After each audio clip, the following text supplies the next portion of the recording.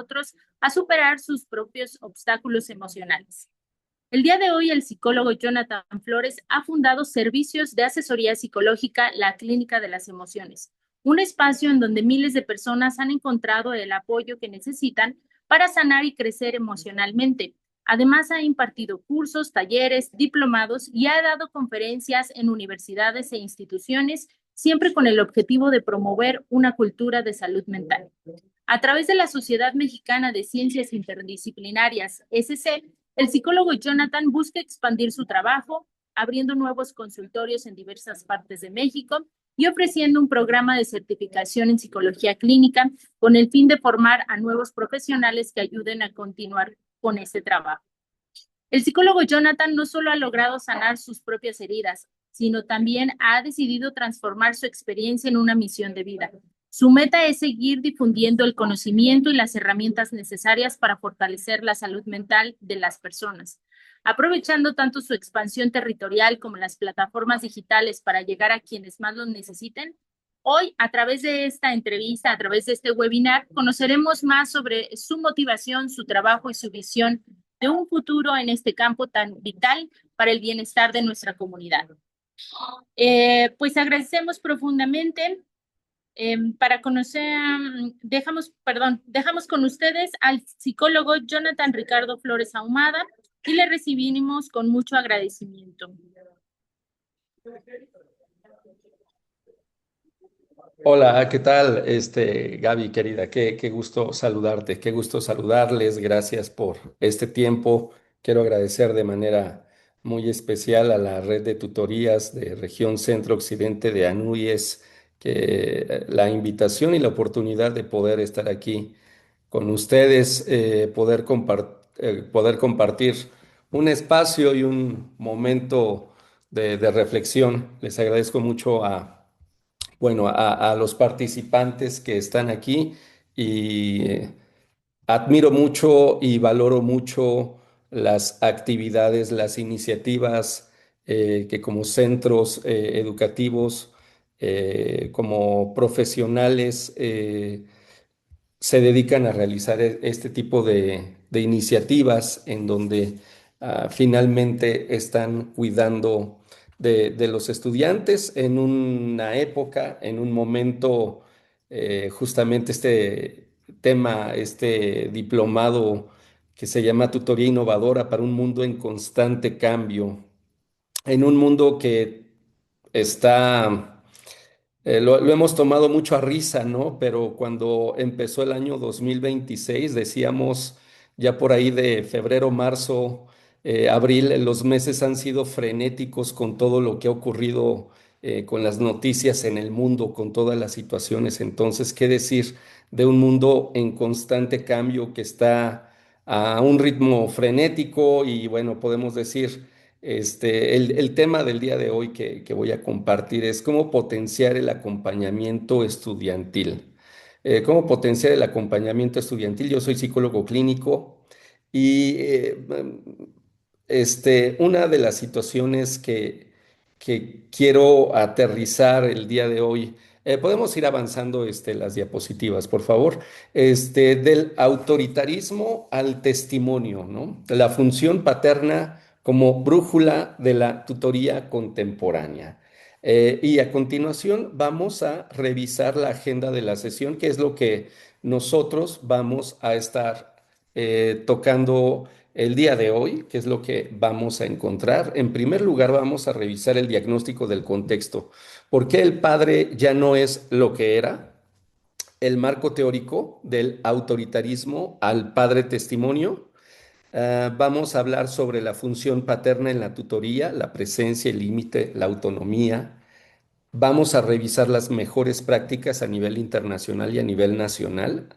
Y también vamos a revisar dos herramientas para implementar al día de hoy, para implementar eh, de acuerdo a las necesidades y a las urgencias que se están dando en los diferentes centros educativos. Y finalmente, evaluación e indicadores. ¿Cómo saber si esto está funcionando? Bien, el contexto, ¿por qué esto importa ahora? ¿Por qué importa esta situación? Porque Para empezar, pues tenemos algunos datos, tenemos algunos temas sobre em, qué está sucediendo con los jóvenes hoy en día. ¿Qué está ocurriendo con los jóvenes hoy en día? Por un lado, encontramos datos en donde muchos jóvenes están participando activamente en este fenómeno que nos ha afectado tanto a nivel nacional, que es el crimen organizado. Muchos jóvenes están participando activamente en eso. No solamente eso, también hay una influencia de la narcocultura. También últimamente nosotros podemos revisar los últimos 2, 3 años.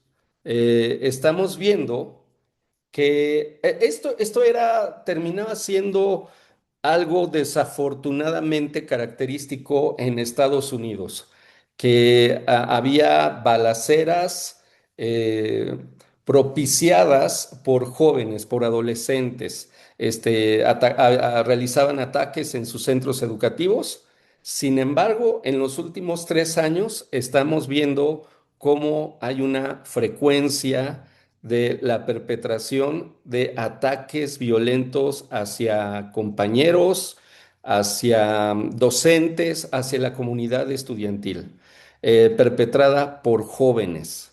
Entonces, y no solamente eso, hablar de otro tipo de fenómenos como el abandono, la deserción escolar, estar hablando sobre el tema del desarrollo de adicciones, de problemas de salud mental y el incremento en la perpetración de autolesiones y eh, actos suicidas también. Entonces, sí tenemos unos desafíos. Ese es el contexto.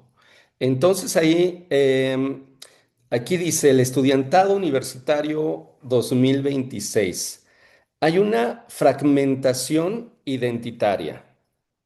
Se construye identidad en plataformas diseñadas para la inmediatez y hay baja tolerancia a la frustración. Vamos a decir, hoy en día necesitamos tomar en cuenta el contexto en el que están creciendo y en el que se están desarrollando los jóvenes hoy en día. Debemos de saber también que ellos han vivido la pandemia. A partir de la pandemia nos cambió la vida a todos. La pandemia, la pandemia nos cambió a todos y básicamente los jóvenes comenzaron a tener un estilo de vida distinto. Comenzamos a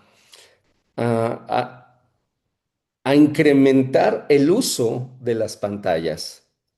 Hoy en día podemos ver este tipo de situaciones en donde, pues, este tipo de cursos, este tipo de diplomados, este tipo de presentaciones las hacemos en línea. Y esto también surgió y se intensificó con la pandemia.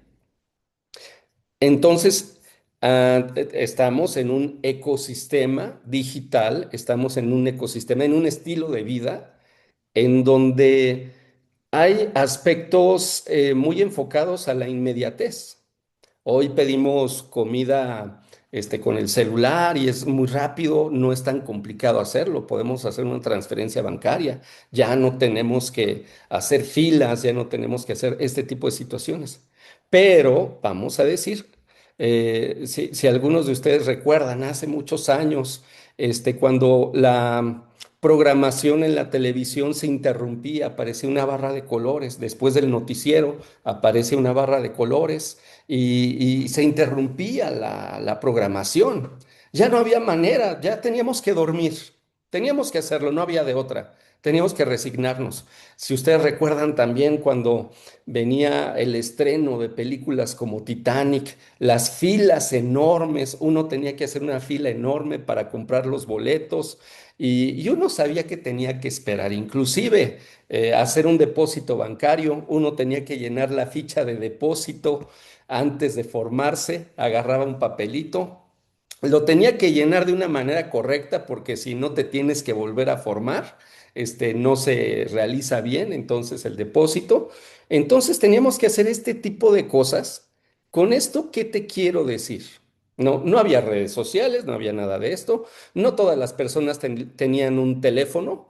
Entonces, pues nosotros crecimos con a la noción de esperar. Crecimos, era parte de nuestra vida esperar. Era parte de nuestra vida la frustración, hacer fila. Eso era parte de la vida. El tener que esperar, el tener que hacer fila, el tener que llenar un formato, el tener que esperar. Es más, la frustración, inclusive había una época en donde, había una época en donde, por ejemplo, si querías comprar un auto, te hacían una investigación y la investigación tardaba días, tardaba hasta un mes. Y de repente te podían decir, ¿sabes qué? Revisamos tu historial crediticio y no te podemos autorizar un crédito. Y era, pues de alguna manera, frustrante. Entonces, pero la frustración era parte de nuestra vida cotidiana. Hoy en día, los chicos ya no tienen, la frustración ya se ve no como parte de la vida cotidiana. La frustración, el aburrimiento, no, ya se ve como una anomalía. Es más, checa, la frustración, el aburrimiento y el duelo ya se ven como una anomalía. A veces las personas, ya sabes, utilizando estos términos como de la Fórmula 1, a veces las personas piensan que venir a terapia ya es como hacer una parada en los pits.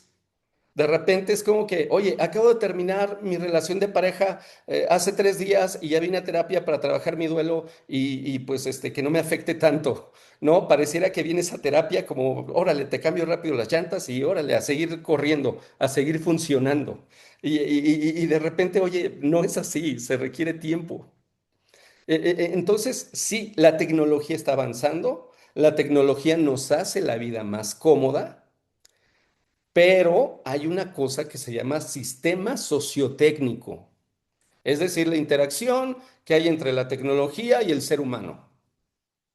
Y hoy en día también ya hay unas situaciones en donde la gente ya no quiere ir a terapia, la gente ya abre ChatGPT, en donde inclusive en algunos países ya tienen novias o novios virtuales, ¿no? Y que son inteligencia artificial. Entonces, ya el futuro está llegando, ¿no? Entonces, tenemos un asunto en donde ya el aburrimiento, la frustración, el duelo se llegan a ver como una anomalía, como algo que no está bien. Entonces, ese detalle nos va a generar muchísimas complicaciones en salud mental, en bienestar emocional. Nos va a afectar de alguna manera. Ustedes pueden ver de años para acá montones y montones de videos que se titulan Lord Tal, Lady Tal, que es básicamente en qué consiste adultos haciendo algún tipo de berrinche. Porque se tardaron en entregarme mi café, porque no pasó mi pase VIP, porque alguien me revisó el ticket en el Walmart, y las personas están haciendo un tipo de berrinche. ¿Qué ocurre con eso? Que hoy en día, ¿qué sucede con las personas que no están tolerando la frustración? Que lo ven como una anomalía, que dicen, no, no me puedo estar aburriendo. Eric Fromm tiene muchísimos libros que valen la pena, y me quiero centrar especialmente en uno que se llama Psicoanálisis de una sociedad contemporánea. Psicoanálisis de una sociedad contemporánea. Y Eric Fromm menciona que el hombre moderno, y Eric Fromm esto lo escribe antes de los 70, imagínate, pero es un libro sumamente vigente, Psicoanálisis de la sociedad contemporánea. Am, y Eric Fromm señala lo siguiente, dice que el hombre moderno, si no está ocupado, está entretenido. Y si no está entretenido, está ocupado. Es decir, ya no tenemos este espacio, estos espacios, ¿no? Es decir, ¿cómo es mi vida? En mi vida estoy ocupado y entonces me enfoco en ser productivo. Quiero ser productivo y quiero ser como una máquina eficiente, pero también quiero estar entretenido. Pero ¿sabes qué? Aquí hay otra cosa que se llama la productividad del ocio. Quiero ser productivamente ocioso. Es decir, recomiéndenme una serie de Netflix. No quiero estar perdiendo 1 hora y media de mi vida o 2 horas de mi vida viendo una serie que no vale la pena. Quiero ser ocioso y productivo. ¿Checas? Y eso ya trae un tipo de neurosis moderna, ¿no? El individuo que, si ustedes lo ven, abran sus listas de Spotify o de Apple Music o de la plataforma que ustedes utilicen, ya no escuchamos discos. Y plantéate, pregúntate, ¿cuál fue el último disco que escuchaste? ¿Cuál fue el último disco que escuchaste? Había una época en donde comprábamos discos y los escuchábamos y nos exponíamos a todo el disco, no nada más a los hits, sino a todo el disco, a canciones medias raras, a canciones medias que no me gustó tanto, a canciones que eran un tesoro porque no eran hits, pero eran buenísimas, pero escuchábamos todo el disco.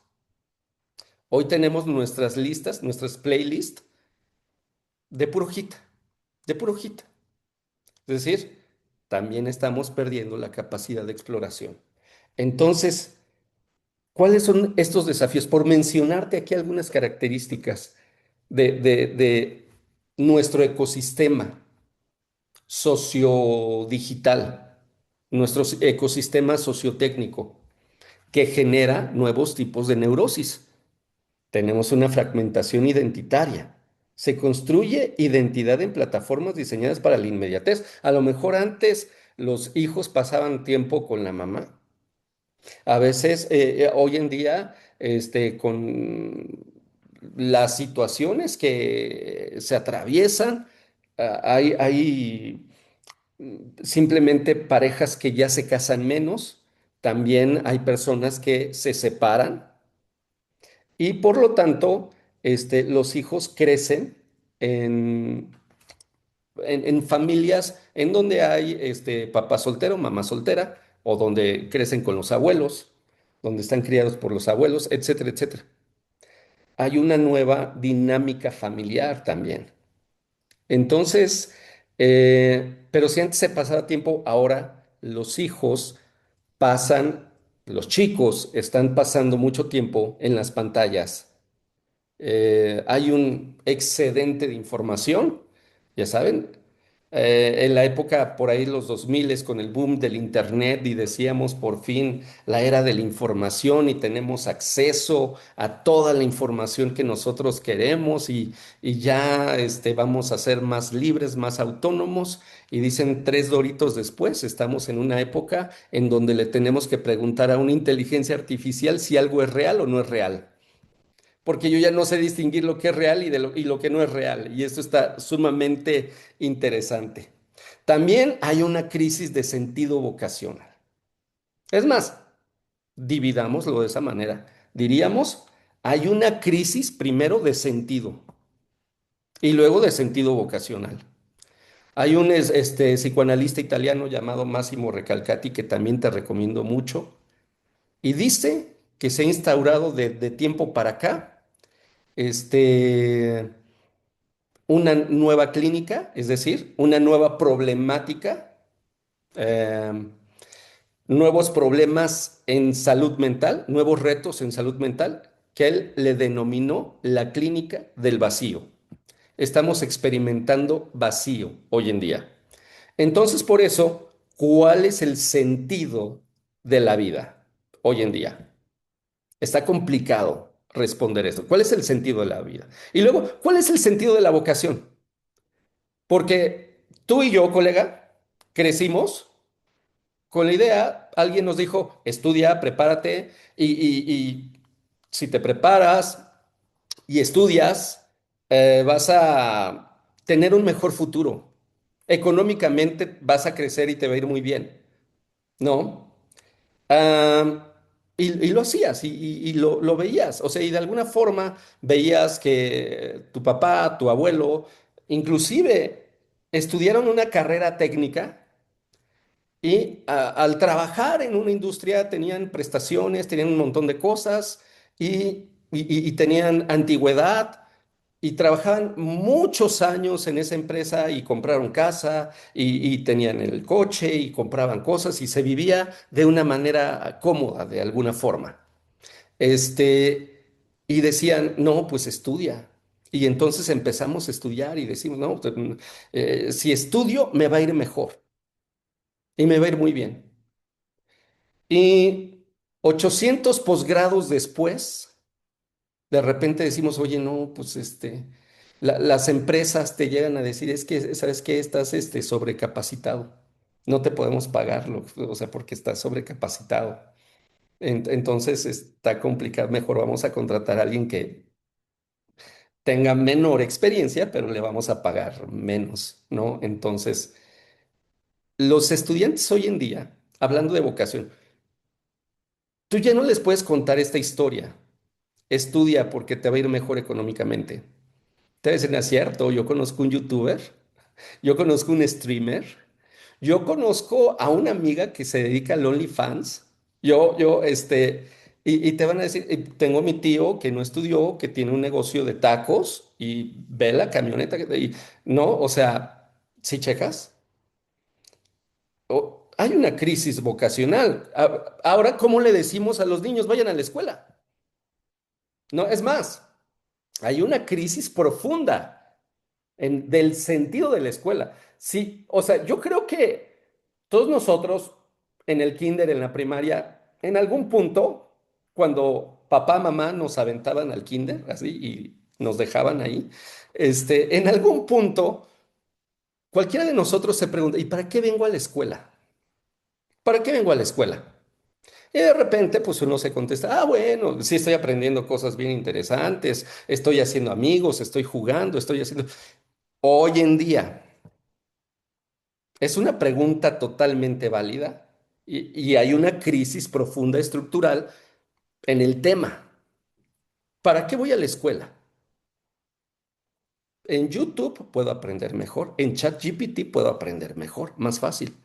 No tengo que estar 5, 6, 7 horas ahí. Lo puedo ver en un tutorial. Hoy los jóvenes, los adolescentes aprenden muchas cosas por tutoriales, ¿no? Antes las personas decían, es que no sé qué me pasa, no sé qué pasa en la relación de pareja, no, pues quién sabe por qué se pone, pues no sé, enojada, enojado, no sé. Hoy en día, chavitos de 15, 16 años, de 13 años que tienen un novio o una noviecilla, ya te dicen, no, no, no, lo que pasa es que ya se nos va a pasar la etapa del enamoramiento, ¿no?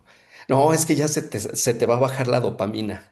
Los chavitos ya saben de este tipo de cosas, tienen un exceso de información. Y el planteamiento es, ¿para qué voy a la escuela? Aprendo mejor con sistemas sociodigitales, con sistemas sociotécnicos. A la escuela no me va a brindar un mejor futuro. ¿Para qué voy a la escuela? En la escuela me hacen bullying. En la escuela ya no encuentro amigos. En la escuela encuentro agresiones, encuentro burlas, encuentro violencia. Y son temas que están vigentes, ¿eh? Son temas que hoy en día hay muchos chicos que dicen, ¿para qué voy a la escuela? ¿Cuál es el sentido de estudiar, de encontrar una vocación? Entonces, y ahí se siente ese vértigo, es lo que Máximo Recalcati denomina el vacío. Entonces, esto afecta nuestra motivación. Bueno, y pues sí, y de repente el papá que está o el papá que no está o los papás que no supervisan, ¿cómo le dices al joven, oye, estudia? ¿Cómo articulas un diálogo? que le inyecte una chispa de motivación y que se mueva y que diga, sí, quiero perseguir un sueño, quiero perseguir una pasión. Pues no. Hoy en día, Entonces, ¿qué sucede? Pues pareciera que se experimenta una especie de apatía. Apatía, la palabra a, que es un prefijo de sin, patía, ¿no? Simpatía, patos. Patos que sí, también tiene que ver con enfermedad, pero que también tiene que ver con pasión. Y una apatía es alguien que no tiene una pasión, alguien que ha perdido la pasión. Entonces, hay una desconfianza institucional. Descrédito de la universidad, la familia y el Estado genera resistencia ante figuras de autoridad. Y eso lo vamos a ver un poquito más adelante. Y la salud mental deteriorada por todo lo que te he mencionado y algunas cosillas más que podemos identificar. Anuyes reporta más de 40% en consultas psicológicas post pandemia. Entonces el tutor es el primer filtro. A lo mejor decíamos, bueno, ay, y yo creo que esto es tremendo, ¿no? En estos casos, ustedes recuerdan, es muy reciente esta noticia del chico este que asesinó a dos maestras. Es muy reciente este caso. Y que publicaba en sus redes sociales y uno dice, ¿en dónde están los papás?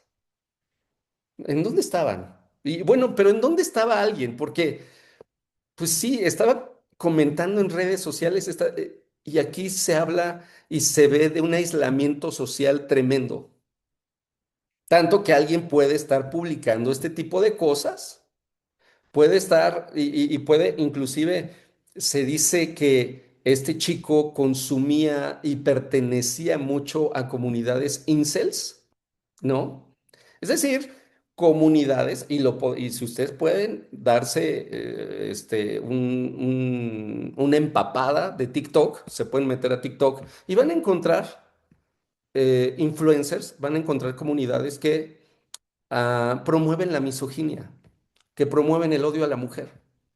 En un país que tiene muchas complicaciones de violencia en general y que aparte de todo, muchísimas complicaciones, no nada más de violencia entre desconocidos, entre extraños, sino violencia entre conocidos.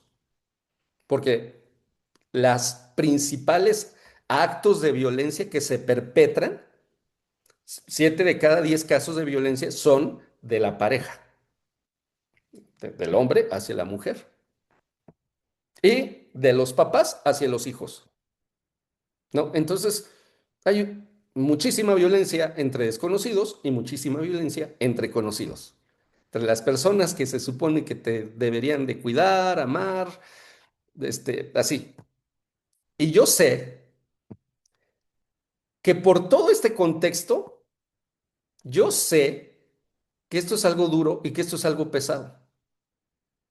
Porque a lo mejor, ontológicamente, tú te tendrás que preguntar, bueno, ¿y yo por qué?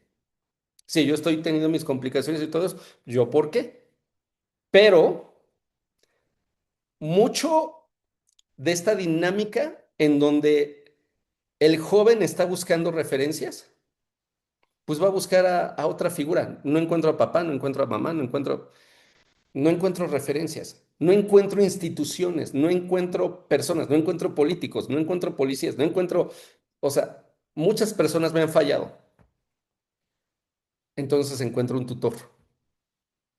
Y yo creo que ustedes, colegas, están sintiendo mucho el peso de la responsabilidad, ¿no? Y de decir, bueno, ¿y los papás en dónde están? Porque pareciera que el tutor lo tiene que resolver todo, ¿no? Pareciera que dices, y a veces puede ser frustrante, si tú eres un apasionado de la mentoría, de la tutoría y todo esto, puede ser frustrante para ti decir, a mí me pasa. ¿Sabes por qué no funciona mucho la terapia infantil? Porque traen el niño y me lo dejan y dicen, trabaja con el niño. Y yo les digo, no, pero vengan ustedes también a trabajar. ¿Y qué crees que sucede? Los papás no quieren trabajar. No, el tema es el niño. No, oye, ¿nosotros qué? No, el tema es el niño. No quieren participar. ¿Qué sucede? Trabajas con el niño, avanzas con el niño, pero regresa a su dinámica familiar. Se descompone el niño. Y así, ¿no? O sea, lo que tú avanzas, lo que tú trabajas, va el niño, se descompone otra vez y así sucesivamente. No va a mejorar si no mejora la dinámica familiar. No, entonces obviamente, o a menos que tengamos que atender al adulto que ya viene con muchísimas heridas, con muchísimas complicaciones, pero es un panorama muy complejo. Entonces, pues la salud mental se deteriora. Avanzamos, por favor.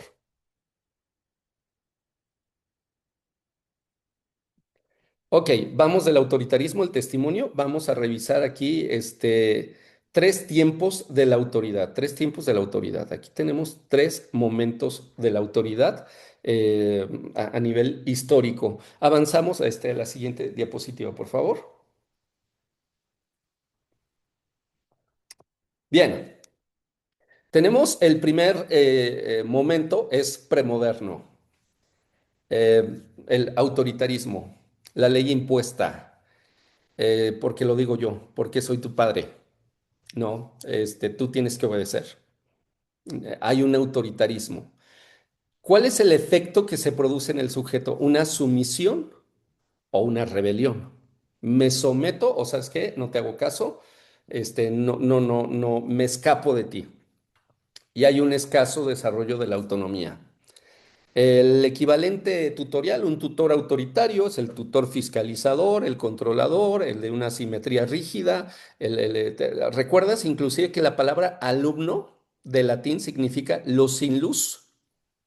Es una palabra divertida, ¿no? Alumno es como los sin luz, porque entonces yo soy el maestro, yo soy el iluminado, tú no sabes nada. Eres el sin luz, estás a oscuras. Entonces yo con mis palabras y con mis conocimientos voy a iluminar tu vida, ¿no? Entonces establece una relación asimétrica en donde el otro no sabe nada y donde yo soy el poseedor del saber, ¿no? Entonces la autoridad, la figura de autoridad era así, ¿no? Más o menos. Después, ¿qué sucedió con las autoridades? ¿Qué sucedió con las autoridades? Sucedió que nos dimos cuenta que las autoridades nos mentían, que los políticos nos metieron en crisis económicas, que pactaban con el crimen organizado, que hacían negocio, que eran opresores hacia ciertos sectores, que estaban viendo solamente para ellos. Vimos que también de repente la estructura familiar se lastimaba, que papá, que mamá, que se engañaban, que se agredían, que se separan, que papá abandona la función de cuidado, de provisión, o que alguno de los dos abandona, ¿no? Y que no se hace cargo, que no quiere cuidar, que no quiere criar, hay una situación de abandono. Eh, ah, el matrimonio como institución, dices, no, pues el matrimonio, la gente ya se divorcia, la gente ya se separa, pues es un papel que no sirve para nada, así la gente dice, ¿vale? Y de repente, pues, y que si la religión, no, pues que si estos, que si robaban el diezmo, que si robaban las ofrendas, las limosnas, que si casos de pederastía, que si de repente, entonces, es decir, todas las figuras, que si las policías, que si los militares, que si estaban coludidos con el crimen también, y que si roban, y que si son corruptos, es decir, si ustedes ven hacia donde se asomen, el padre quedó derrocado. Ley vaciada, normas negociables y la autoridad deslegitimada. La autoridad ya no tiene legitimidad. ¿Qué sucede en este momento? El sujeto está desorientado, está angustiado y ya no tiene referentes parasociales, ¿no? Entonces, el equivalente tutorial, híjole, ¿se acuerdan? Digo, cuando en la época de estudiantes, en la universidad, ¿se acuerdan del profe que nada más los ponía a exponer y no hacía nada más? Y que inclusive hasta se dormía. O el que nada más te ponía a ver películas y no hacía nada. O el que se ponía a platicar contigo. O sea, es decir, Aquí, en el derrocamiento de la figura de autoridad, entonces comenzamos a encontrar cinismo, ¿no? El cinismo de, ya sabes, como cuando el tránsito te detiene y el tránsito te dice, pues ya sabes cómo nos podemos arreglar. Ya no se esconde, ya no lo matiza, ya es abierto, ya es así, es cinismo. Entonces, ahí qué sucede, tutor cómplice o ausentista, te digo lo que quieres escuchar, no hay límites y no hay estructura. Entonces, estamos en esta modernidad tardía del derrocamiento del nombre del Padre, en donde la autoridad, pues no hay autoridad.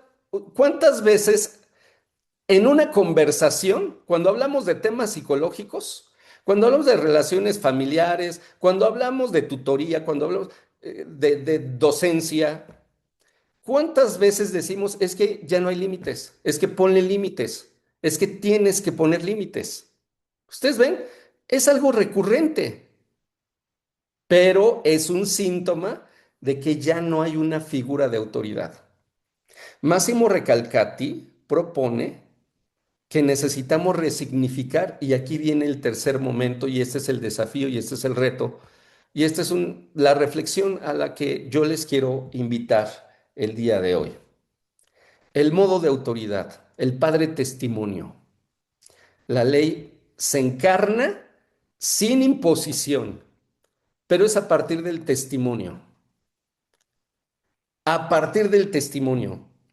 En esta época se requiere, creo que ya se requiere y se exige, y los jóvenes lo requieren, testimonio.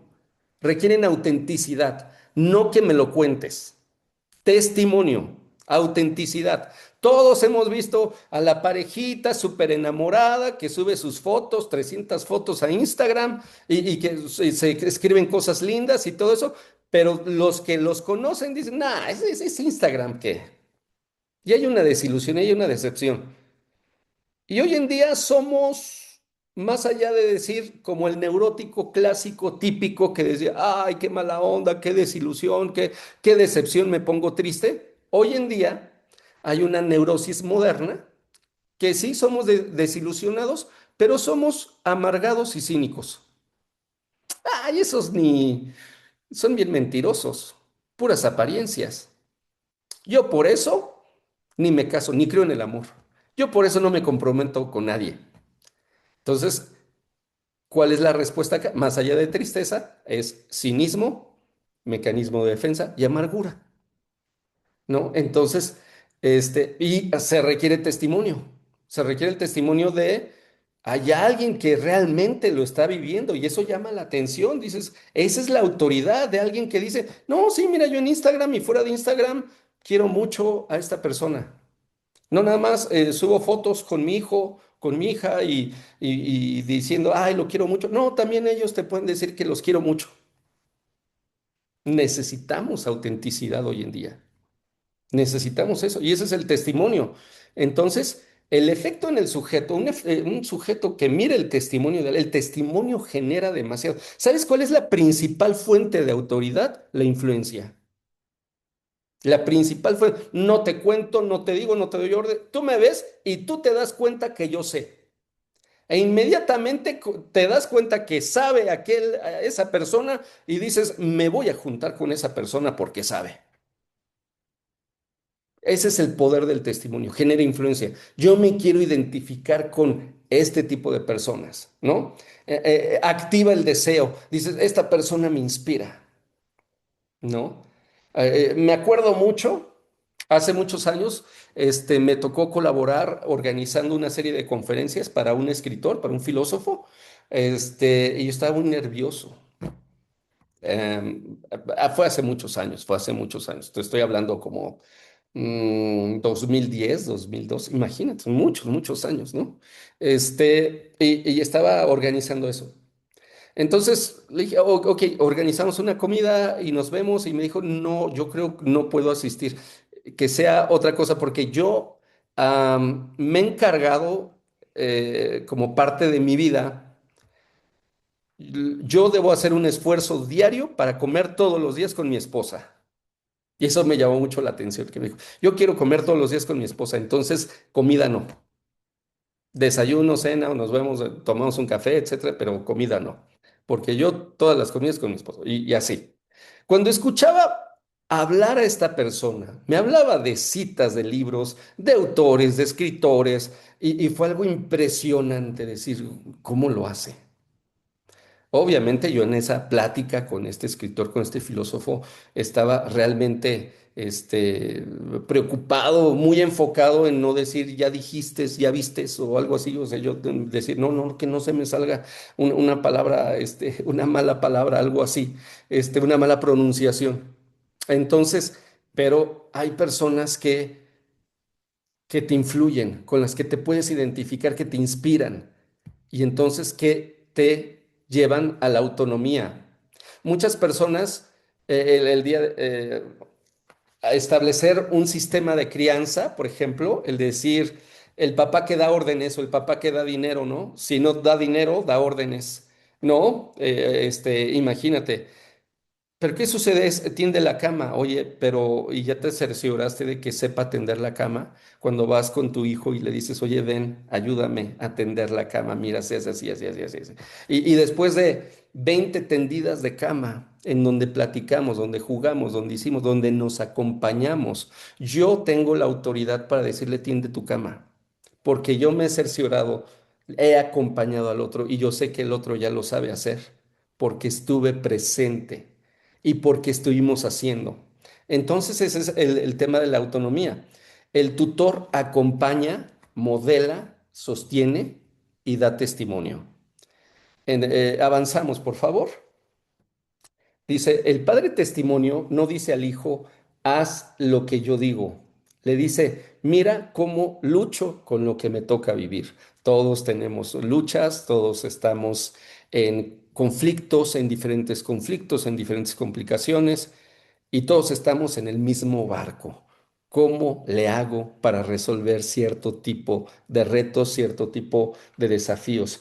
Tutoriar hoy exige menos control y más presencia, menos respuestas definitivas y más itinerarios compartidos. Vamos a avanzar, por favor. La función paterna en la tutoría. Aquí yo quiero hacer solo una precisión teórica, técnica. Cuando hablamos de función paterna, lo estoy hablando desde la perspectiva de Jacques Lacan, psicoanalista francés. La función paterna no es el papá, no, no es la persona del papá. La función paterna es una función de regulación. La función paterna es una función, sí, de cierta censura. Es más, en términos freudianos, podríamos decir, la función paterna es la castración. Y aquí viene una precisión técnica, teórico-técnica. Cuando nosotros somos pequeños, venimos em, de experimentar un fenómeno que se llama narcisismo primario. ¿Ok? Soy un cacho de carne que siente mucho, que observa mucho y que no está entendiendo muchas de las cosas que pasan alrededor. Pero soy un cúmulo de necesidades. Quiero comer, quiero dormir, quiero que me abraces, quiero que estés cerca, quiero vivir, quiero sobrevivir. Y entonces ese cachito de carne se vuelve demandante. Como el bebé que llora para darme de comer, duérmeme, ya me aburrí, estoy incómodo, cámbiame, ya me hice del baño. Es demandante. Vamos creciendo, pero nosotros seguimos en el esquema viviendo el fenómeno del narcisismo primario. Solo existo yo. Entonces, todo lo que está a mi alrededor, padres incluidos, son objetos de gratificación. Solamente son funciones, funcionan para gratificarme. El otro existe para servirme. Entonces, se establece una relación parasitaria funcional. Regresamos a la diapositiva, por favor. Entonces, tenemos una relación parasitaria funcional, en donde yo quiero que el otro me gratifique. Hasta que papá y mamá rompen esa relación de objeto para transformarse en sujetos. ¿Por qué? Porque también ese narcisismo primario invade al papá y a la mamá. Oye, yo soy tu proveedor, yo soy tu protector, yo soy el motivo de tu satisfacción y el motivo de tu felicidad. Hasta que un papá o una mamá suficientemente buenos, diría Donald Winnicott, dicen, es que no te puedo complacer en todo, no te puedo dar todo, no puedo todo, te voy a fallar, te voy a desilusionar, no te voy a dar todo, no te puedo dar de comer milanesas con papas a la francesa y refresco y helado todos los días. No lo puedo hacer. Perdón, te fallé. Hoy preparé sopa de verduras. Lo detestas, lo odias, pero tienes que comer las verduras. Y voy a hacer que coma las verduras. ¿No? Entonces ahí, oh desilusión, aparece la frustración, pero entonces la función paterna es eso, romper con esa estructura narcisista, en donde, ¿sabes qué? Tienes que comer verduras, tienes que hacer fila, tienes que esforzarte, tienes que aplicarte, tienes que ir a la escuela. Desde la posición narcisista nos doy, bueno, ¿y yo por qué? ¿Y yo por qué tengo que vivir eso? ¿Y yo por qué tengo que comer las verduras? ¿Y yo por qué tengo que barrer? ¿Y yo por qué tengo que tender mi cama? Ya te diste cuenta que hay mucha gente que no sale de la posición narcisista, ¿verdad? Y que por eso son como unos bebitos demandantes, ¿no? Pues de 53 años que siguen siendo bebitos demandantes y que dicen, tú eres mi objeto de gratificación y tú solamente existes para gratificarme. Y así se quieren rodear de un montón de personas, para sentir esa gratificación, ¿no? Entonces, pues ahí está. Entonces Lacan establece que la función paterna es eso, es esa función de aterrizar a la persona, de que la persona se frustre y de que la persona empiece a formarse como individuo, empiece a formarse como sujeto. En resumen, te puede faltar papá, te puede faltar mamá. Ojo, hay papá, hay mamá y no hay crianza. ¿Sí checas? Puede haber papá, puede haber mamá, están presentes, pero no hay crianza. Están apáticos y dicen, no, no, no, yo no crío. Ahí está el tutor, que vayan a terapia. Ahí está, lo llevo a clases de fútbol, lo llevo a ballet, que se haga cargo su maestro, su maestra, alguien más. Yo no, yo doy dinero, yo proveo, yo pago. Yo no quiero criar. Entonces, en ese sentido, función paterna es puede faltar papá, puede faltar mamá, pero que no falte crianza.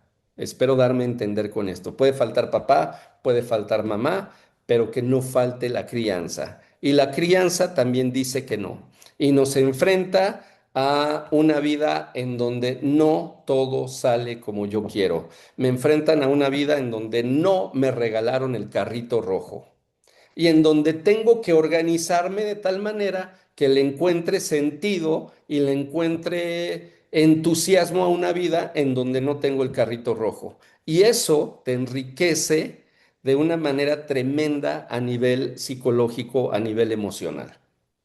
Cuando elaboras la pérdida, cuando elaboras la frustración y te vuelves individuo y dices, bueno, no tuve el carrito rojo, pero la vida sigue y puedo mantener y puedo puedo continuar en la vida. Entonces, esa es la función paterna, ¿vale? Más adelante, yo espero que vayan anotando sus dudas porque más adelante vamos a estar repasando algunas dudas que lleguen a tener, por favor. Entonces, algunas 5 rasgos clave del tutor como testimonio. Hay una presencia sin fusión. Hay una presencia en donde yo no arrebato. Sigue siendo sus conflictos, sus complicaciones, siguen siendo las de el estudiante. Entonces, estoy disponible, ¿no? pero no estoy fusionado contigo. Sostengo un lugar simbólico en donde esto sigue siendo tus retos, tus desafíos y es tu responsabilidad trabajarlo. Dos, se nombra lo que otros callan. Se nombra lo que otros callan. Se señala la angustia, la evasión, el potencial no visto sin juzgar. Esto es bien importante. Nosotros no necesitamos en las conversaciones tener espacios de autenticidad y espacios en donde se hable lo que se siente, donde se hable sin censura, donde se exprese las cosas como uno las va viviendo. Entonces, muchas veces en terapia, cuando la gente viene a terapia y dice, no, es que me da pena hablar de eso, y dices, no, aquí este es el espacio para hablar de eso que te da pena, de eso que te da vergüenza, de eso que te genera culpa. Aquí háblalo porque este es un espacio de verdad. Y hablar con la verdad te libera y desde ahí ya empiezas a sentir alivio porque ya soltaste aquello que no soltabas. ¿Vale? Número tres, se modela la relación con el no saber. El invitado en principal en una terapia psicológica, por eso trabajamos con lo inconsciente, con lo que no se sabe. Entonces llega una persona y piensa que uno como psicólogo, uno dice, ah, tú sabes. Y así va a suceder con el tutor. Tú sabes. Y esa es la ilusión que se da con los influencers. Parece que el influencer sabe. Oye, pero el influencer no te conoce, simplemente subió y grabó un video, no te conoce, no sabe. Y aquel que te diga, yo sé lo que tú necesitas y lo que a ti te hace falta, pues entonces está en un posicionamiento de narcisismo también. Porque no se sabe. Yo necesito, desde mi trabajo clínico, yo necesito escuchar al otro, porque no sé. Porque viene el otro y me dice, o sea, sí, yo te puedo hablar de los síntomas que experimentas y hay cosas que vienen en los libros de psicopatología, pero el libro de psicopatología no habla de tu vida y tú no eres un síntoma, para que quede más claro. Tú eres una persona que experimenta y que está padeciendo o que está gozando ciertos síntomas. Así que yo necesito escucharte y vamos a trabajar con lo inconsciente, con el no saber. Ese es el principal. Así que oye, ¿y qué hago? No, pues no sé, no sé, pero vamos a investigar, vamos a saber. Y para saber necesito escucharte y necesito que tú hables. Entonces, porque hoy en día muchas cosas se dicen nada más para llenar vacíos. Entonces el discurso vacío, el nada más hablar por hablar, el nada más decir, y lo vemos en las redes sociales, ¿no? Un montón de personas opinan como si fueran ingenieros, como si fueran científicos de la NASA, y un montón de personas que están opinando y de un montón de cosas, ¿no? Y todo el mundo en las redes sociales opina porque su computadora tiene teclas, ¿no? O sea, pero nada más por eso, opina por eso y tiene el entusiasmo y el ánimo de opinar, ¿no? Y así. Pero entonces nosotros en este sentido necesitamos darnos el tiempo no para opinar, sino para escuchar, con paciencia. Y cuatro, sostenemos sin resolver, acompañamos el proceso sin quitarle al estudiante su propia responsabilidad. Y de repente que el tutor ya está más preocupado porque el estudiante va a reprobar, y el estudiante no está tan preocupado por eso. ¿No? Así los papás también, el papá ya está más preocupado porque el hijo le vaya bien en la escuela y el hijo no está tan involucrado en eso. No robemos responsabilidades. Eso le toca a cada quien más. El énfasis es tu tema, te toca. ¿Qué vas a hacer tú para realizar eso? Sostengo, pero no resuelvo. Separo sin abandonar. El objetivo es la autonomía. Mi trabajo como figura de autoridad, como tutor, como psicólogo clínico, como mentor, como papá. Mi objetivo es volverme prescindible.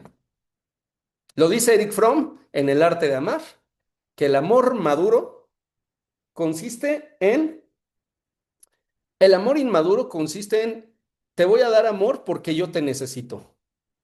A mí me interesa apegarme a ti y si necesitas amor, yo te doy amor, pero porque yo dependo de ti y porque yo te necesito. Y dice Fromm que el amor maduro es, he aprendido a no necesitarte. Yo te amo aunque no te necesite. Te amo porque es una elección, porque es una convicción. Ese es el amor maduro. Y entonces, desde ahí nos separamos. Yo voy a trabajar para que un paciente sea autónomo, sea independiente, ya no necesite estar viniendo a la terapia. Yo voy a trabajar para que mi hijo no me necesite. No, me acuerdo mucho que tenía que trabajar, yo soy papá, y ya de un muchachón de 16 años, y me acuerdo que yo tenía que trabajar bien temprano los sábados, lo encargaba con sus abuelos, ¿no? Me iba a trabajar y de repente me decía, es que no me quiero quedar con mis abuelos, es que me pongo triste, es que te extraño, es que no sé qué. Y una de las cosas que mi pequeño ha tenido mucho es que es muy entendido, es mucho de que llego a platicar con él y la capta la primera y luego, así, él ha sido así, es una de sus características que él tiene. Y me acuerdo mucho que en alguna ocasión le dije, no, mira, ve con tus abuelos, disfruta, diviértete, váyanse a pasear, juega. Dije, no me extrañes, enfócate en lo que estás haciendo, no estés pensando en mí, no me extrañes. Ve, disfruta con tus abuelos, juega. Yo luego paso por ti, pero quiero que disfrutes y no estés pensando en mí. Y ya. Y así, ¡pum! Y fue como magia. Empezó a disfrutar, pero eso me trajo esa reflexión. Uno como papá, ¿no?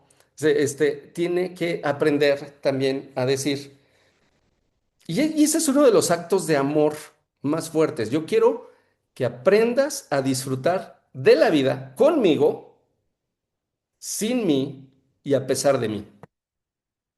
Tú disfruta tu vida conmigo, sin mí también, pero también a pesar de mí. Disfruta tu vida. Y eso también es un trabajo en tutoría. Oye, disfruta de la vida. Nosotros también le decimos, oye, es que también vemos que hay chicos que están en situaciones de riesgo psicosocial, ¿no? De ansiedad, de depresión, pero nosotros también andamos, somos testimonio de la ansiedad, somos testimonio de problemas del estado de ánimo y no somos testimonio del disfrute. Y nos faltan testimonios del disfrute, que mira, el testimonio del disfrute, pues es la figura del adicto hoy en día. Y esa es la referencia. ¿Dónde queda la persona que disfruta de la vida, no? Bueno, vamos a continuar. Vamos a revisar las mejores prácticas. Vamos a revisar las mejores prácticas. Vamos a hacer un repaso de esta situación. Miren, en Reino Unido tienen el tutorial system, que son sesiones semanales uno a uno. El tutor interroga, no instruye, no te digo lo que debes hacer, solo interroga, ¿no? Em, entonces hay una contención. Estoy queriendo escuchar a la persona para saber qué es lo que trae, cuáles son sus principales retos, desafíos. Y se ha encontrado que en estas sesiones semanales del tutorial system, hay menor abandono y hay mayor desempeño, ¿no? En las instituciones. En Estados Unidos y Canadá hay tres roles: el advisor, el mentor, el coach. Hay un modelo apreciativo. Se identifica esta persona que requiere mentoría, requiere coacheo muy enfocado a los objetivos o requiere estar como dando dirección, requiere, o sabes qué, dando instrucción muy específica. ¿Qué ocurre? Hay mayor retención y con programas robustos, ¿no? También está la tutoría académica en España, el PATU. Tutoría académica más carrera, más inserción laboral. Hay una evaluación semestral validada. Ahí están dando esa tutoría académica muy enfocada a la carrera, a la vocación y centrándose en que el estudiante, inclusive al final de la carrera, pueda tener una adecuada inserción laboral, una evaluación semestral validada. Entonces, y es un modelo replicado como tal. En Finlandia, estudiantes superiores tutoran a nuevos estudiantes.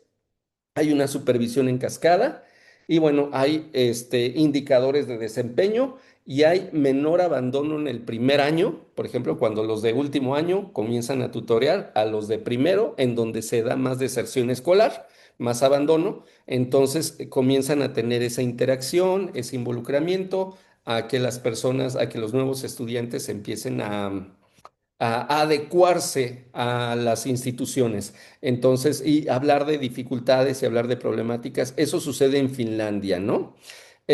Avanzamos, por favor. Ok, en las mejores prácticas en México, aquí tenemos en la UNAM, vamos a tener esta parte de la tutoría grupal más el seguimiento individual en el primer año también se da.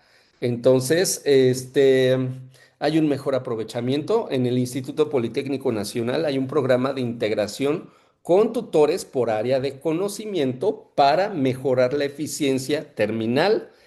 En la UAM Iztapalapa hay un sistema de alerta académica integrado a tutoría desde la semana uno para identificar a los estudiantes en riesgo, ¿no? Aquí hay un aproximado de 78% de estudiantes que fueron atendidos. En la UAP hay una tutoría entre pares, como en Finlandia, y hay una formación en competencias socioemocionales y hay un incremento en el sentido de pertenencia. La Universidad de Guanajuato hay un manual con protocolos diferenciados por momento de la trayectoria que se replica en 12 instituciones educativas. Ok, vamos a continuar, por favor. Vamos a revisar algunas herramientas, dos herramientas. Herramienta uno, la ficha de primera sesión tutorial. Mapear en 20 minutos el motivo de ingreso, cuáles son las expectativas, cuál es la red de apoyo del tutorado, las alertas académicas, ¿no? Identificar cuáles son las dificultades en aprendizaje que puede llegar a tener el tutorado y el estilo de aprendizaje. Eso se revisa pues, en 15 ítems. No sé, hay algunos instrumentos, hay algunas situaciones, inclusive yo personalmente en la Sociedad Mexicana de Ciencias Interdisciplinarias, presido esa sociedad civil y justamente estamos desarrollando una serie de instrumentos de evaluación, validados, con baremos nacionales, entonces, que son muy eficientes y que son, hoy en día con el uso de la tecnología, ya son muy fáciles de aplicar y generan reportes en automático. Tenemos la herramienta 2, la línea de vida académica, ¿no? El estudiante este, traza visualmente su historia escolar. Hay momentos clave, figuras significativas, quiebres, vamos conociendo al estudiante. Luego tenemos la herramienta 3, el inventario de factores de riesgo.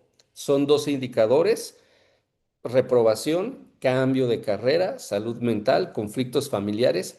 Todos estos indicadores en combinaciones nos van a generar un índice de riesgo en salud mental, en salud socioemocional. Herramienta 4, el mapa de red de apoyo, la representación gráfica de recursos del tutorado. ¿Quién es su red de apoyo? Si cuenta con red de apoyo, esto lo sabemos. Quienes tienen escaso apoyo social tienen un pronóstico más complicado que los que sí tienen una red de apoyo. Entonces, familia, docentes, servicios. Y acuérdate que también aislamiento social genera mayor problemáticas en salud mental. Avanzamos, por favor.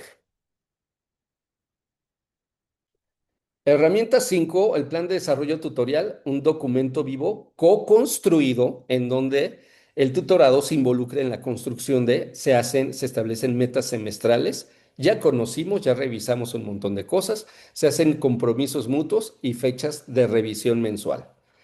Luego tenemos el registro de la sesión, que es una minuta estructurada en las sesiones que se hacen uno a uno, semanal o en el quincenal, o en el tiempo que adecúen.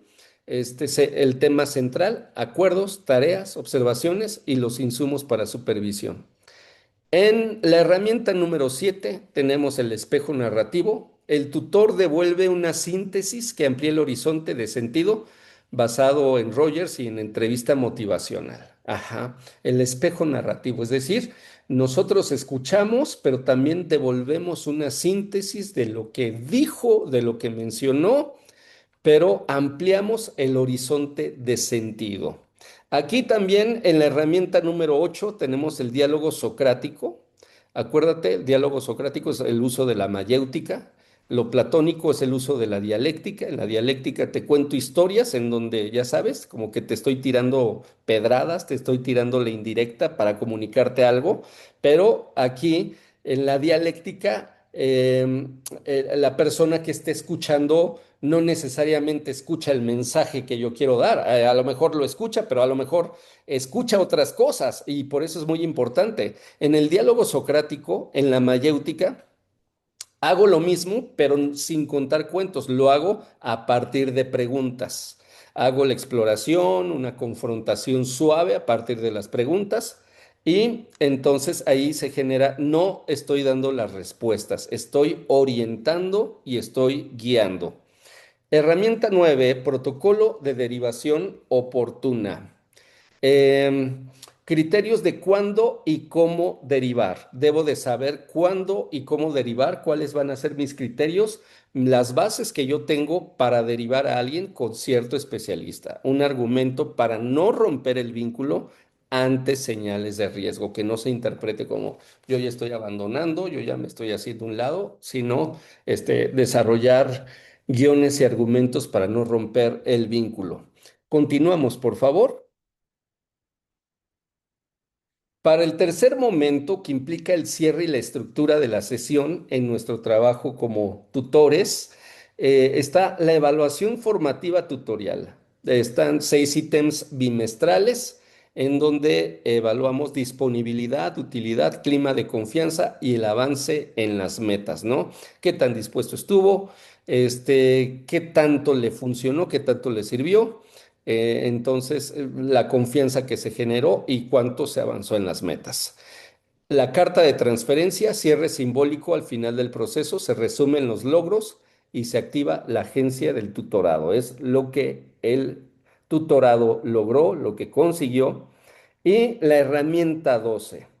Supervisión de la práctica tutorial, 2 horas al mes, grupales, análisis de casos y prevenir el burnout tutorial. Tener un espacio para supervisar mi práctica tutorial. Esto funciona mucho con los grupos, revisar análisis de casos, también para no quedarnos solos en nuestra actividad y en estas tareas. La sesión tutorial estándar, ahí hay una estructura, la apertura, el encuadre, el check-in emocional, cómo llegas hoy, la exploración, que son 15 minutos de escucha activa, parafraseo, silencios. Profundizamos a partir del diálogo socrático, del espejo narrativo, de la dialéctica, ¿no? Platónica, acuerdos, plan de acción, SMART, escritura compartida y finalmente cierre y registro, síntesis del tutorado y el registro final. ¿De acuerdo? Entonces vamos a revisar los indicadores. ¿Cómo saber si esto funcionó? Vamos a avanzar, por favor. Indicadores de efectividad tutorial. Mayor o igual a 85% la cobertura efectiva de tutorados con más o igual a 3 sesiones documentadas por semestre. La satisfacción del tutorado, que se siente bien con el servicio brindado, con la intervención brindada, escala bimestral de 6 ítems tipo Likert para medir la satisfacción del tutorado, más o igual a 4 o 5, ¿no? La derivación oportuna del 90% de los casos en riesgo antes de la semana 4 también. Esos son indicadores. Retención diferencial mayor o igual al 10%, diferencia de abandono tutorados contra no tutorados, ¿no? O sea, es un mayor o igual de retención, que continúan, que siguen, que persisten en las asesorías. La carga per cápita, tutorados activos por tutor, lo óptimo es 15. Entonces no pasarnos, no excedernos. A veces queremos atender. Yo sé que muchas veces el contexto y el desafío de la institución, pues de repente puede ser algo, una carga. Entonces, no te estoy diciendo esto ya lo debes hacer ahora.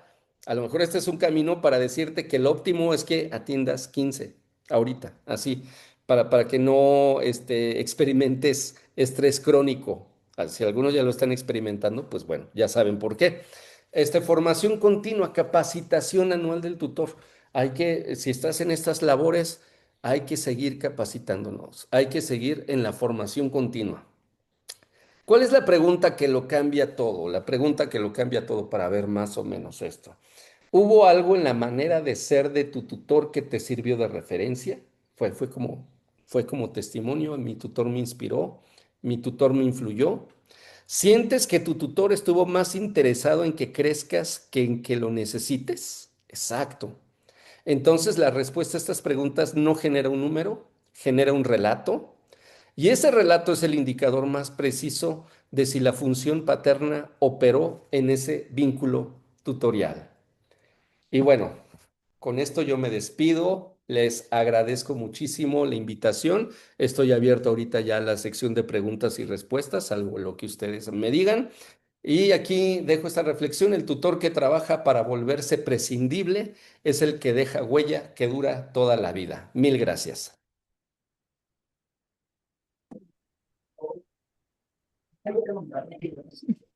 Agradecemos profundamente a nuestro ponente por compartir su generosa experiencia y conocimientos que sin duda enriquecen la formación de todos y todas quienes participamos en este diplomado.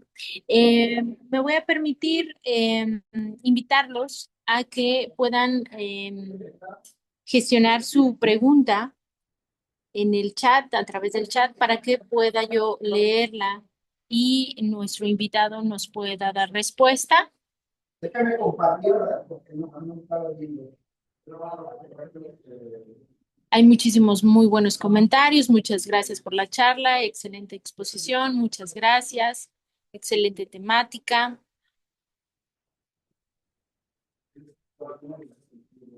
Muchas gracias, muchas gracias. Preguntan si las herramientas expuestas están disponibles.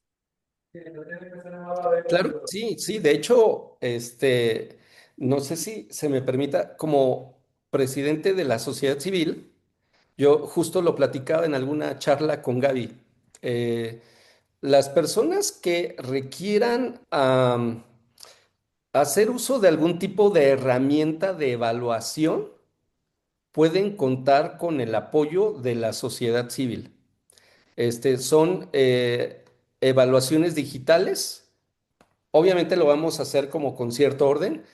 Si ustedes pueden, no sé, registrarse de alguna manera, yo nada más necesito nombre, institución y correo para registrarlos y ustedes puedan utilizar de manera gratuita, porque estas herramientas no son gratis, pero para que ustedes puedan utilizar como un apoyo al esfuerzo que ustedes están haciendo, dotarles de esas herramientas de evaluación digital, para que las puedan utilizar, con sus estudiantes. Entonces, ahí, si ustedes se pueden organizar, con gusto yo les puedo hacer llegar estas herramientas para que las utilicen, inclusive en algún momento dado, abrir una capacitación totalmente gratuita para que la sepan manejar, y en qué casos se utilizan, cómo manejar, cómo generar un reporte y de qué manera establecer una estrategia, ¿vale?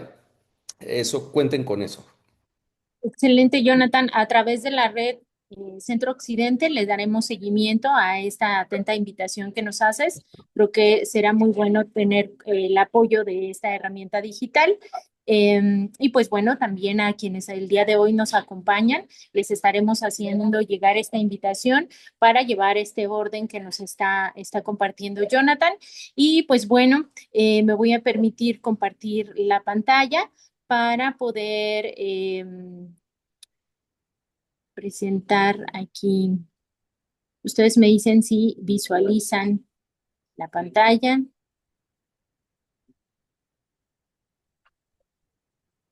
Mm, ahí va, ahí va.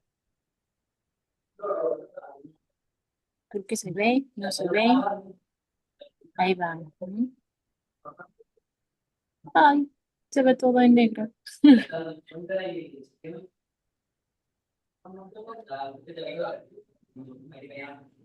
No, pues, a ver, vamos a intentarlo por acá. No, ¿verdad? No se ve la pantalla. Vemos tu pantalla de Zoom, Gaby. Oh, a ver, ¿En qué formato lo tienes, Gaby? en PDF. Me regreso y buscamos compartir toda la pantalla, ventana. Aquí está. Listo, listo. Ahí va, ahí va. Ya se está cargando. Mientras tanto, mientras se carga el reconocimiento, ya está. Me voy a permitir leerlo. La red de tutorías de la Asociación Nacional de Universidades e Instituciones de Educación Superior, ANUYES, Región Centro Occidente, emite el presente reconocimiento al maestro Jonathan Ricardo Flores Ahumada, director general de Servicios de Asesoría Psicológica, la Clínica de las Emociones, por su valiosa participación como conferencista en el módulo 4 del Diplomado Interinstitucional, Tutoría Innovadora para un Mundo en Constante Cambio, con la ponencia titulada Talking del tutor, cómo potenciar el acompañamiento estudiantil. Su experiencia, su compromiso y aportaciones académicas fortalecen la actualización de las y los tutores de las instituciones de educación superior que integran la región centro-occidente, contribuyendo en el desarrollo de una tutoría más inclusiva, pertinente y acorde a los desafíos educativos actuales en México. Bien, pues agradecerle a Jonathan, nos compartieron sus datos, sus redes sociales, y bien les estaremos haciendo llegar la presentación para que si tienen alguna inquietud o bien le voy a pedir al ponente que si nos apoyen darle seguimiento a los cuestionamientos que dejaron en el chat, que no hubo oportunidad de darle lectura, pero bueno, pues este espacio justo es para generar esta conversación y poder generar estrategias de acompañamiento para el estudiantado. También voy a cederle la palabra a Gaby de la Universidad de Colima porque nos tiene algunos avisos. Adelante, Gaby. Muchas gracias, Gaby. Nada más para atender sus preguntas en el chat en relación a temas que tienen que ver con asistencia y todo eso. Les comentábamos que la asistencia del día de hoy la vamos a descargar de la plataforma de Zoom directamente, no se preocupen por eso. Y les haremos llegar vía correo electrónico un instrumento de evaluación de la charla para que nos hagan llegar sus comentarios en relación a esta actividad. Y también no se preocupen, veo que están muy preocupados preguntando si la charla va a estar disponible, la grabación, si va a estar disponible en el módulo del diplomado, en el tablero de anuncios, ahí podrán ver la charla disponible. Entonces, cuenten con ello y bueno, Gaby, adelante, nada más será eso. Gracias, Gaby. Pues bueno, les agradezco mucho su participación. Este espacio de reflexión fortalece el sentido de acompañamiento tutorial que promovemos desde la red de tutorías del Consejo Regional Centro Occidente de la ANUYES. Y damos por finalizada nuestra intervención, esperando tener su valiosa participación en la siguiente sesión. Un abrazo, saludos a todos. Muchas gracias, maestro Jonathan.